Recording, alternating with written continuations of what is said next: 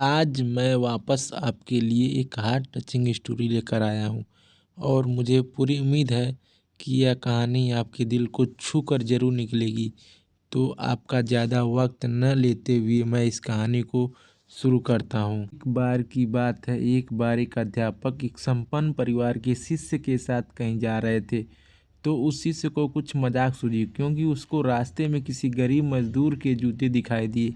उसने अध्यापक से कहा, गुरुजी, अगर हम इन जूतों को छुपा दें तो कितना मज़ा आएगा। देखते हैं कि मजदूर पर इसका क्या असर पड़ता है। अब उसको तो मजाक सूझ रहा था, लेकिन गुरुजी ने कहा कि नहीं, गरीब इंसान के साथ इस तरह का भद्दा मजाक करना ठीक नहीं है। उसने कहा, क्यों? हम इन जूतों में कुछ सिक्के डाल दें और देखें कि इसका इस गरीब मजदूर पर क्या प्रभाव पड़ता है।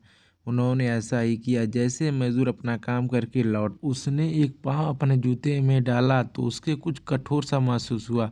उसने अंदर हाथ डाला तो उसको कुछ सिक्के दिखाई दिए। वो थोड़ा आश्चर्य में पड़ गया। आसपास किसी को देखा तो कोई भी दिखाई नहीं दिया। वापस उसने दूसरा पैर अपने जूते में डाला और वापस उसको उसमें कुछ सिक्के दिखाई दिए। अब दोनों जूतों के सिक्के को उसने अपने हाथों में रखा और प्रभु की तरफ इशारा किए।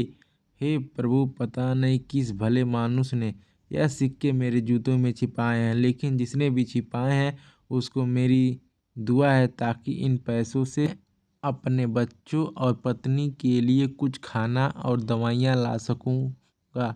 और इतना बोलकर वह चला गया। इस बात को शिष्य और अध्यापक दोनों सुन रहे थे। अब अध्यापक ने शिष्य से पूछा कि अब तुम मुझे बताओ कि तुम्हें कैसा महसूस हुआ, तुम्हारी पहले वाली मजाक या मेरा यह तरीका? तो उसने कहा कि गुरुजी, मैं आपसे क्षमा चाहता हूँ।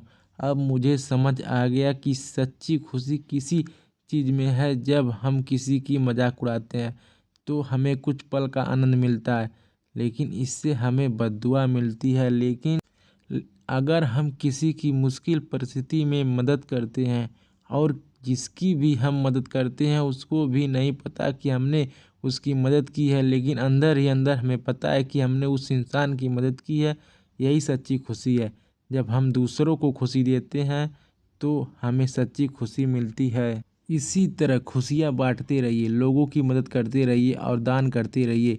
जिसके भी आप काबिल हों, जितना भी आपसे बन पड़े, दान करें, लेकिन दान जरूर करें। इसका मतलब यही नहीं है कि आपको कंपलसरी या अनिवार्य रूप से इतने रुपए दान करने चाहिए, क्योंकि हर किसी की ज़रूरत अलग अलग हो सकती है।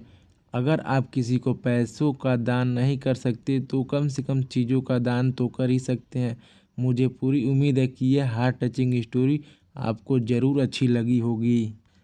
आपका कीमती समय देने के लिए दिल से शुक्रिया, थैंक यू। यह कहानी अच्छी लगी हो तो चैनल को सब्सक्राइब करें और बेल आइकन को दबा दें कि अगली कहानी आने पे आपको तुरंत पता चले और आप इस कहानी को सुन सकें।